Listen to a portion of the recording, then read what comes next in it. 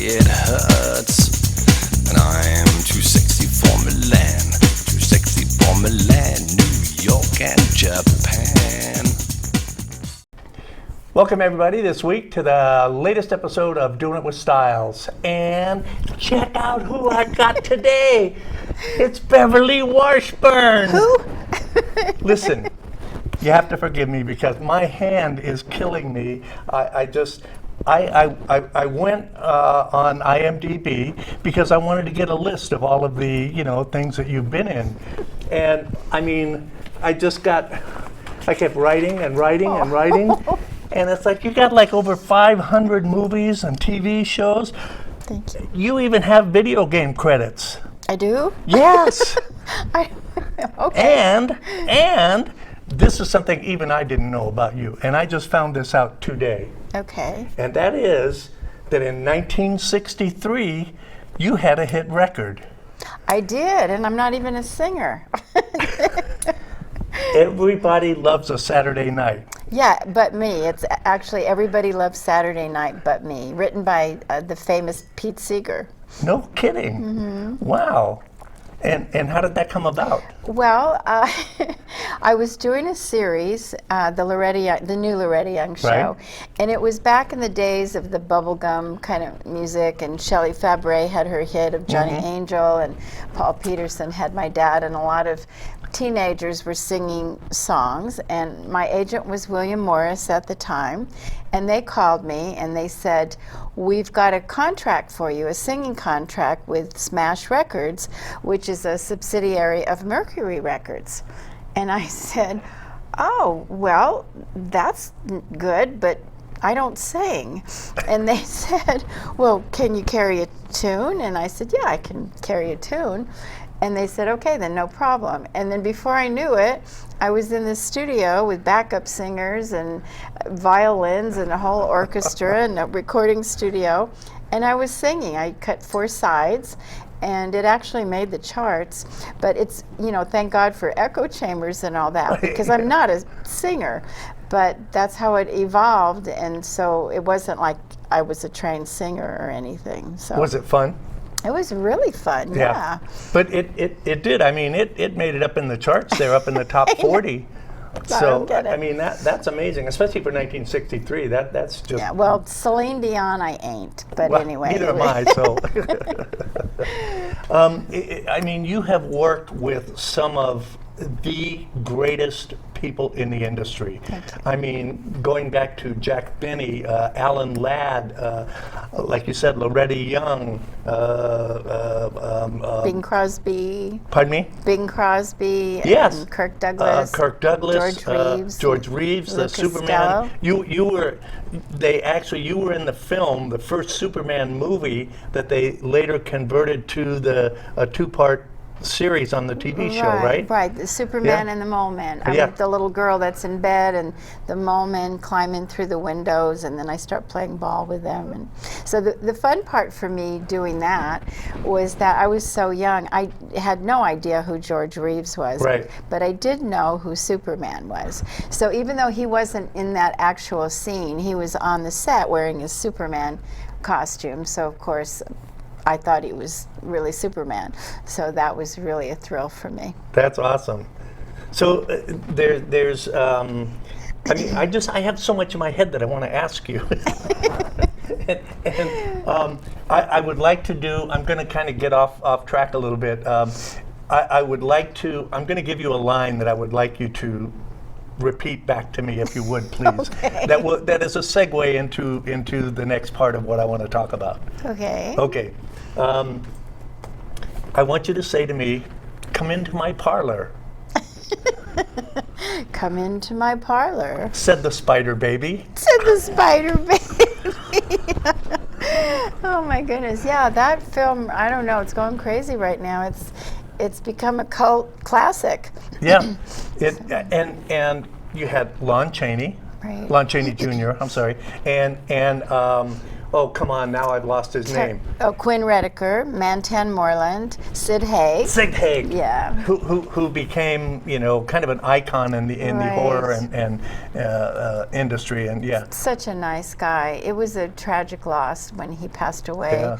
He had such a huge fan following, and he loved his fans.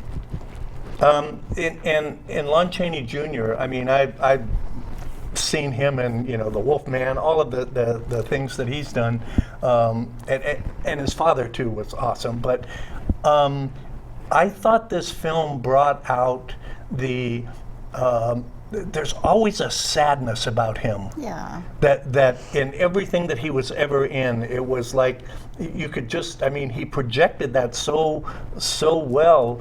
Was that how he really was, or was that part of his process? Well, for people who have seen Spider Baby, or if you're about to, because it's available online. And Everything it's now, yeah. Public domain. And the role of Bruno, he plays the chauffeur. Right. There's a scene in the end where he has to cry. And in the movie business, as people probably know, they have little tricks, like Right. they can get you to cry. Like if they want you to have your eyes welled up with tears, they blow some kind of a strange thing in your eyes. And if they want tears falling down from your eyes, they have something, it's like a little eyedropper, and they put it in the corners of your eyes and it can come down. I've never had to use that, thankfully, because I cry at supermarket openings. But anyway, and so the makeup guy was standing on the side ready to put tears in his eyes in case he couldn't bring on the tears. But in that scene, where his eyes well up with tears and tears fall because he knows what he has to do. Right. I don't want to have a spoiler alert, but anyway, they were ready to do that, and those tears were real that he did. He was so into that role. I can't really imagine anybody else doing that role. He was so perfect in it. He was absolutely perfect. Yeah. And the in your career, and I mean, I can't believe how many of your TV shows and movies and things like that I've seen in my life. Thank you. And it's like, oh, there she is again, you know. Her again. And you know, of course, Star Trek. That's one of my favorites. I love that. That was a great role. Thank you. But you seem to have gotten roles with. And like I said, Lon Chaney Jr., but the other one that I thought was just another heart-wrencher was the Wagon Train episode that you did with Lou Costello. It was the only dramatic role he ever did. I was blown away. Thank I was you. blown away. I mean, you did great in there, of course, but he brought... you would never expect that from the man. No, you wouldn't. I mean, he did comedy for his whole life, and so this was his first and I believe his only dramatic role, and he was so good in it and so believable. But looking back, you know, this was done back in the 50s. Things have changed in the world, because for people who have seen that episode, or I think it's available on YouTube probably. Yeah. It's called The Tobias Jones Story. And it's a story of this drifter who is Lou Costello. His name is Tobias Jones in the show. And he's a drifter and an alcoholic. And I'm a runaway little girl orphan. And we're traveling together. Yeah, he's taking you under his wing to... But in today's world, that would be totally inappropriate. You couldn't have a story with a little girl traveling with a man. But there was an innocence back then that we don't have anymore. I know. So nobody thought twice about it at the time. In fact, in that show, if people want to watch it or have watched it, Harry Von Zell, who had been the announcer on the old Burns and Allen show, he actually wrote the episode. So No kidding. Right. So if you look at the credits at the end, it'll say Harry Von Zell. Wow. I know. I didn't even know he was a writer at the time, but I had seen Burns and Allen, of course, and so that was kind of a fun little fact that he wrote that That's episode. amazing, yeah. And there, back in the 40s, 50s, 60s, and I know I'm old and I'm, you know, but still, there was a class about actors and actresses and their portrayals and roles, and that I don't think we find very much today. Do you think that's true, or do you think that... Probably. I mean, the industry has changed quite a bit, but I'm just so grateful that I was a part of all the shows that I was in. But, you know, John, I was so young, I didn't appreciate it at the time, because when I was working, like, in The Greatest Show on Earth, I was directed by Cecil B. DeMille. Wow. I didn't know who Cecil B. DeMille was. Yeah. I didn't know who Jimmy Stewart was, because he's the clown in the movie that I have the scene with.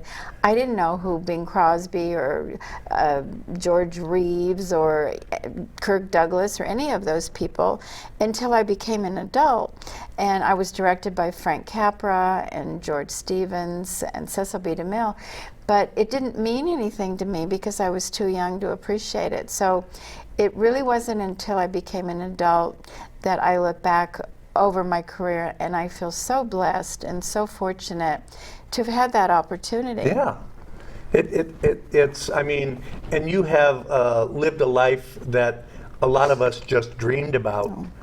You know, I mean, you are, we the general public, you know, you entertain us, you bring joy into our life, you make us laugh, you make us cry. I mean, what better job to have than to be able to do that for your fellow human beings? Thanks. I mean, to me, that's the ultimate, you know? You're very kind to say all that, and, I know. and I'm just I'm just very grateful to look back on my memories. I mean, if you wanted to binge watch something, I mean, you could probably spend now until the next 15 or 20 years just watching TV shows and movies that you've been in. Oh my goodness. And I mean,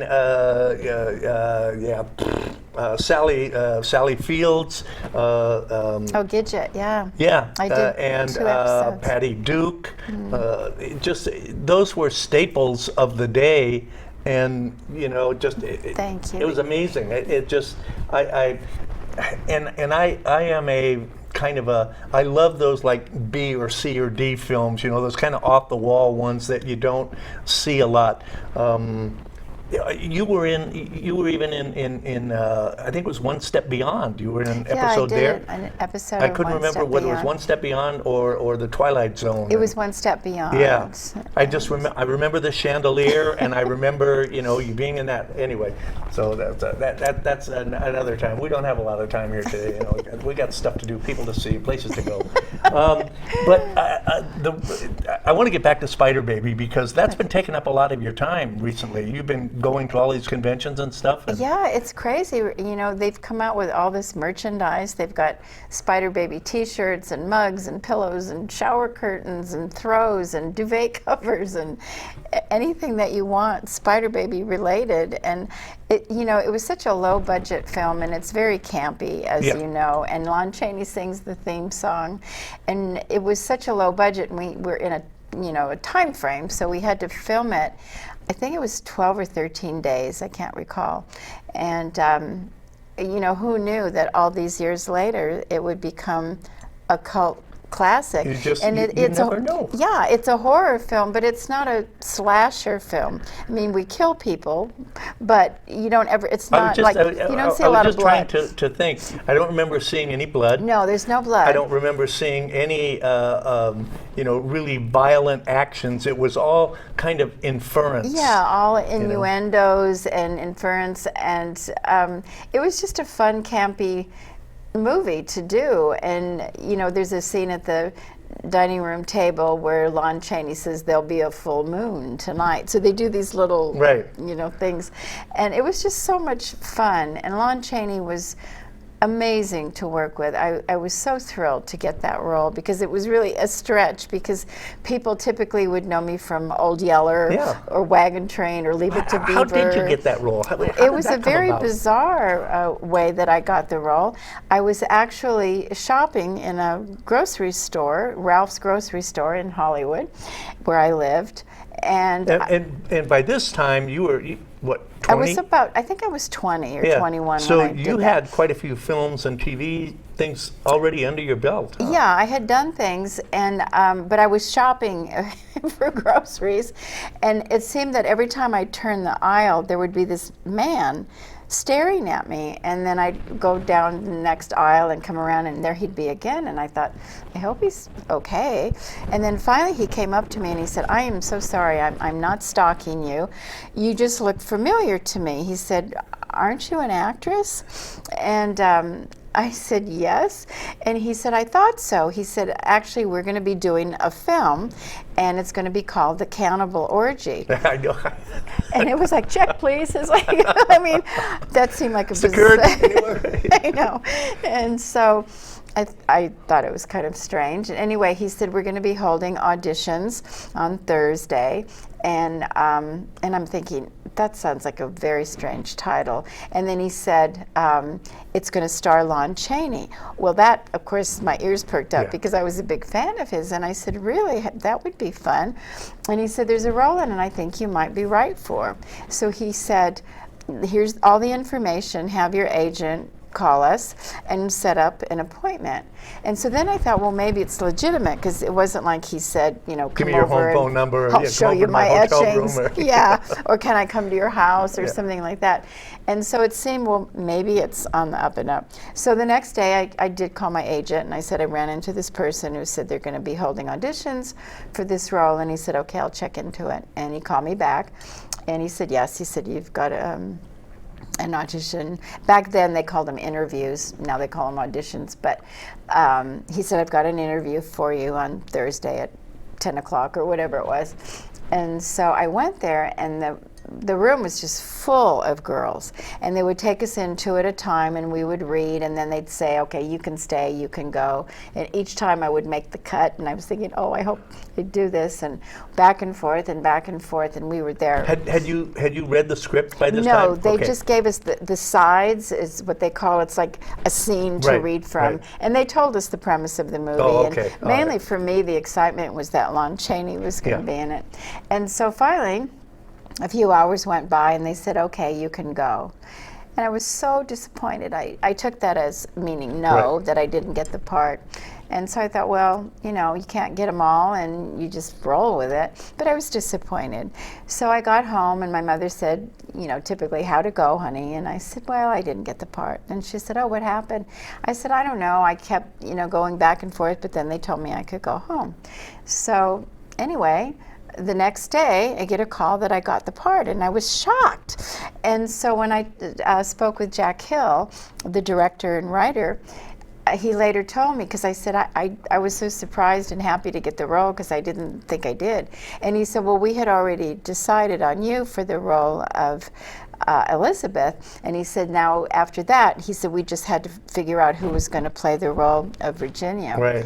So that's how that happened. So it came about in a strange way, that I would be grocery shopping and somebody would come up to me. But that's the Hollywood story. Yeah, kind of like, who was it, Lana Turner? Only thing the only thing that would have made it better is if you would have been in Schwab's. Schwab's, Anyway, never mind. Anyway, that's how I got that part, and I'm so thrilled and grateful that I did. Yeah. I like I said, I kind of like these B films and stuff like that, and I stumbled across one called Tales of Frankenstein. Oh my goodness. And I thought, oh, well, cool, let me check this out. And I go, oh my God, Beverly Washburn's in there. It was just a little cameo along with Ann Robinson. We played sisters, and that was kind of fun. I know, but it was just such a shocker, because it was like, is there anything that she hasn't been in? You know, can I watch anything that doesn't have Beverly Washburn? It's like, oh, her again. No. I've loved everything that you've done. I know that. In fact, you have 2 books now, do you not? Yes. Okay. Well, the second one is a bit redundant, because everything that's in the first one is in the second one, but the second one is the better one. It's called Real Tears Take 2. Right. And so the stories that are in there that are repeated, they're embellished, they're a little bit bigger, and there are more stories and a lot more photos. Cool. Yeah, because that is one of your trademarks is, I mean, I'm trying to remember something that you didn't cry in. I know that. I don't know. And That was- wait. What was the other one? There was another one. Okay, this was about. You played the girlfriend of. It was like a teenage film about kind of juvenile delinquent race car drivers. Oh, Pit Stop. Pit Stop. Yeah, that Pit was Stop. it. That was actually another Jack Hill film. Oh, wow. And Sid Haig and I Right. got to work together again. It's such a joy to work with him. He was. I think that's the only incredible. one that you didn't cry in. I think I cried at the end. Did you? Yeah, I think I did. I have to go back and watch it now. So. I could be wrong. I don't know. But do you have? I know people probably ask you this all the time, and it's a hard question to answer.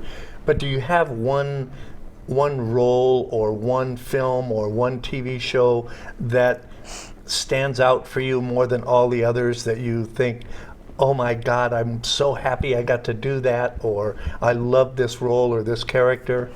Well, I know people have asked me what's my favorite, but it's kind of like, say you had 5 children, Right, and which somebody one? said, who's your favorite child? I mean, I'm just so grateful for all the roles that I was fortunate enough to get. But being the animal lover that I am, I guess Old Yeller is way up at the top of the list. Just being able to work with a dog. He was an incredible dog. He was a rescue. They got him out of an animal shelter, wow. and his real name was Spike.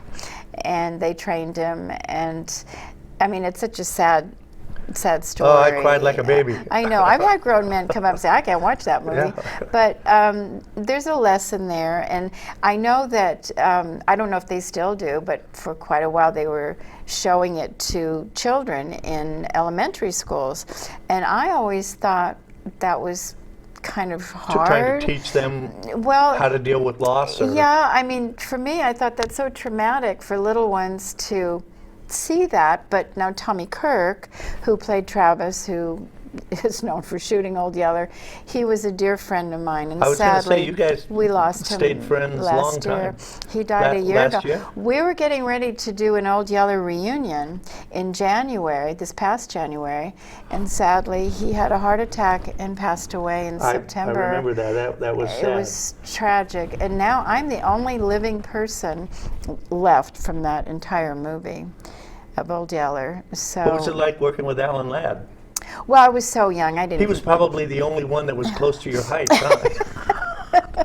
He was short, yes, but he was. I'm sorry, I'm a big fan of Alan Ladd. So Yeah, no, he was great. But again, I was like 8 years old, and I didn't know who he was. Yeah. So it was just a nice man that I was with. I had heard that he doesn't like chairlifts. Oh, yeah, there's a story about that in my book. When we filmed most of it in Jackson Hole, Wyoming. Yeah, so there is a story about that. So,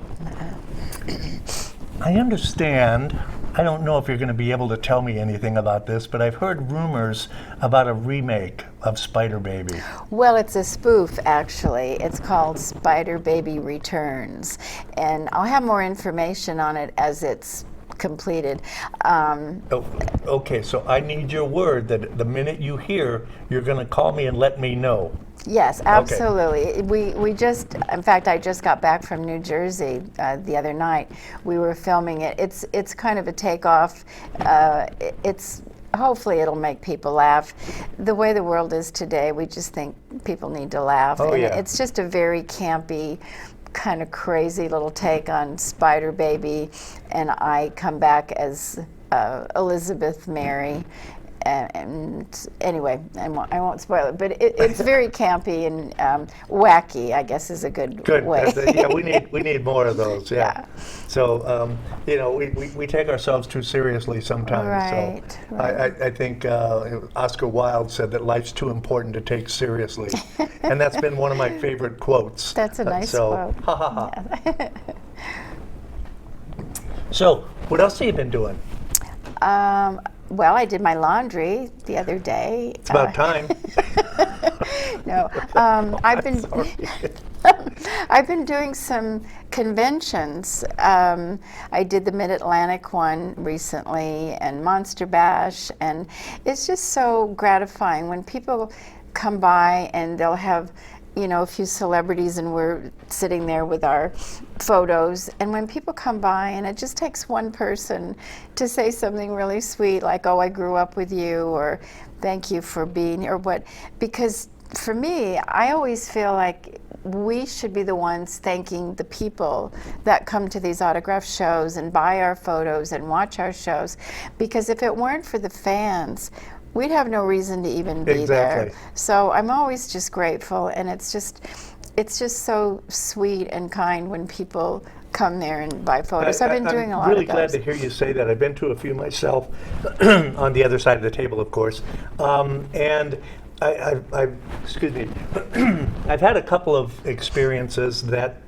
the person that I was trying to get the autograph from was like, what the hell am I doing here? You know, would you guys just leave me alone, or something like that? But most of the people, I'll show you my wall of fame up there, which you're on, by the way. Thank you. And for the fans, it's great to be able to connect with the stars or the people that they've, you know, grown up with or lived with or you know, admired.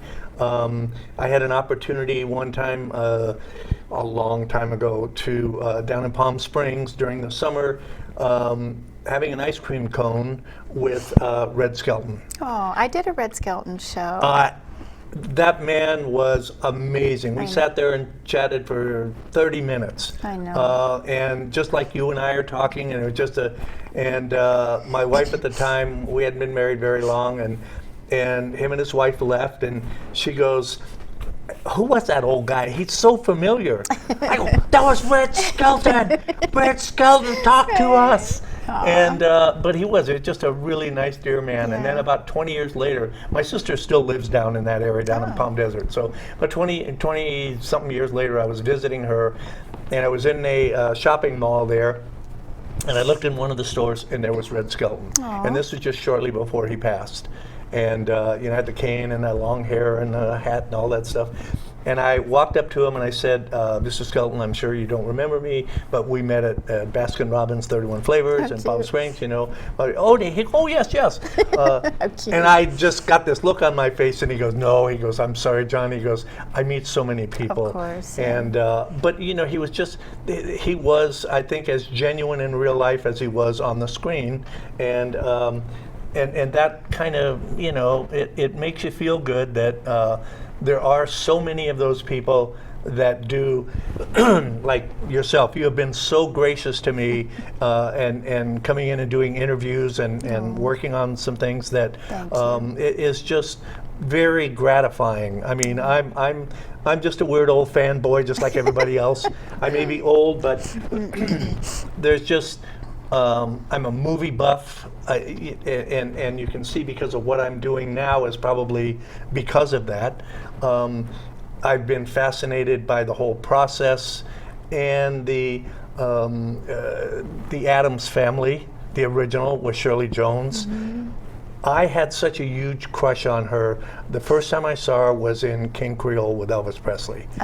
And then when she played Morticia on the Addams Family, I thought, what a perfect role for her.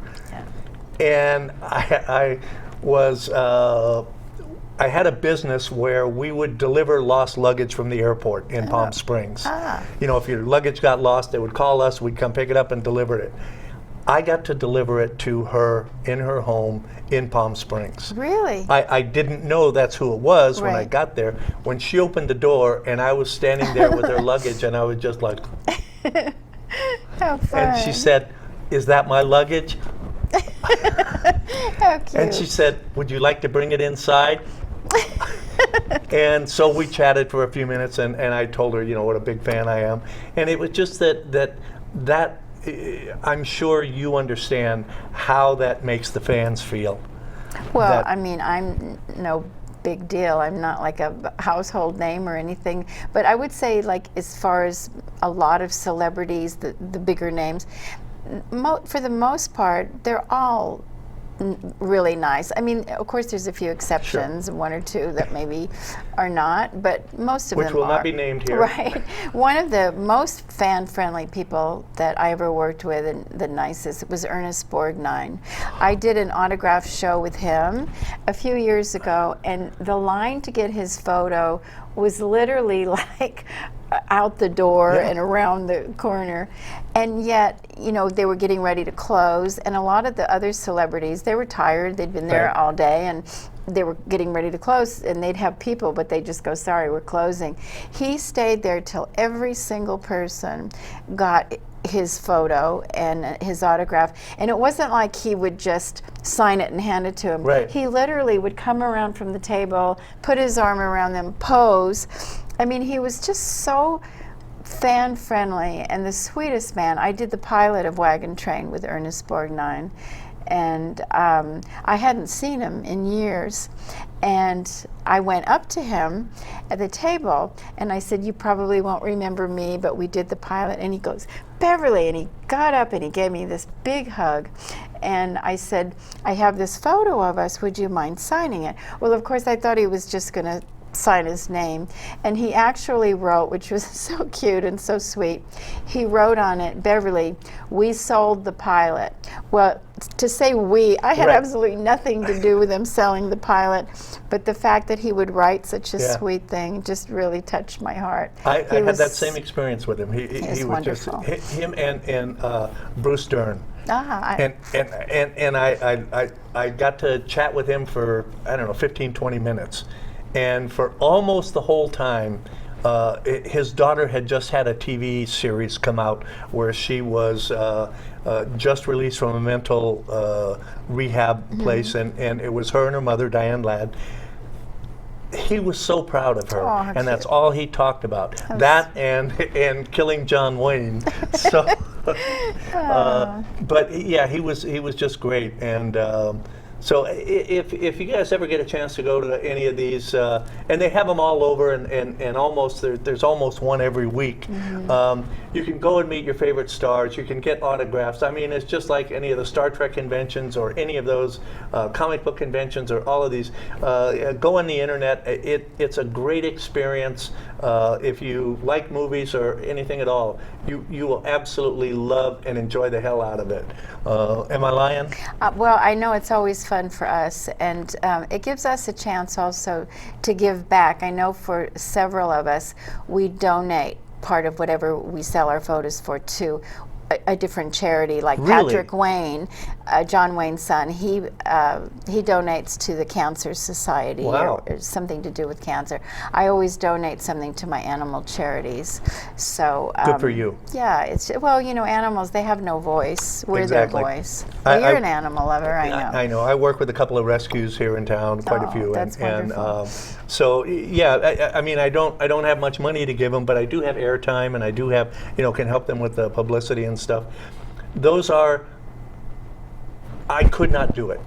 I could not do what these people do, and what they have to go through with these animals, and how much they care, and it just like gives me hope and faith in humanity. Oh, I know.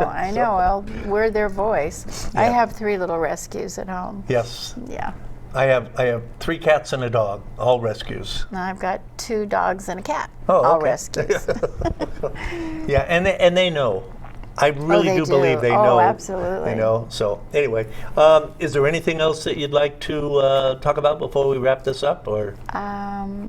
Not that I can think of. If you have any more questions, I'd be happy to answer. Anything coming up that well, just the Spider Baby Returns thing we're working on. I'm going to be doing an autograph show somewhere in West Virginia coming up, and I don't know, whatever else comes my way. But I really want to thank you for having me on your show. Listen, anytime. Pick up the phone. You're welcome here anytime. Well, you know thank you. It's always fun to reminisce about my old memories. And I do write a monthly column, as you know, for the Vegas Voice. That's right. Which is called Hollywood Memories. And we've been doing little segments where I have a guest, and it's online. You just go to vegasvoice.com Right. and scroll down, and they have the little segments of our interviews. Which reminds me, you also do a kind of a one-person show.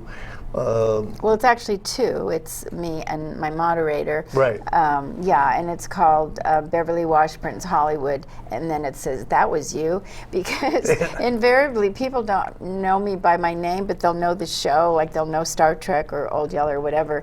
And if somebody introduces me with my name, it's like, oh, okay. But then they'll say, oh, she was in Old Yeller or Star Trek or whatever, and almost 9 times out of 10, they'll go, "That was you." So that's the name of our little That show. or there she is again. Enough of her already. So a couple of quick questions before we wrap this Okay. up, because I hate to stop. Tell me about the weirdest interview you've ever done. This one. No, just kidding. Just kidding. No, just Right on cue. Okay, you got the No, part. I love this. No, it's so much fun to be with you, John. I always have fun when I see you. So Well, good, thank because that's you. what it's all about. If Yeah. we're going to have fun, Yeah. if it stops being fun, stop doing it. Yeah, exactly. Yeah, life is. We have to have fun because none of us are promised tomorrow. Yeah. So So, cool. Well, then I guess that's it, guys. I'll try to, when she gets through gallivanting all over the country, I'll try to get you back in here. Thank you, John. I got some ideas I want to talk to you about, Okay. and we'll talk about later, because I don't want anybody to hear this. You know how you guys get. So anyway, Beverly, thank you so much. Thank you, John. You're the best. Thank you for watching. Yes, and like I said, like Beverly, if you're going to do it with styles. Thank you. Nice work, John.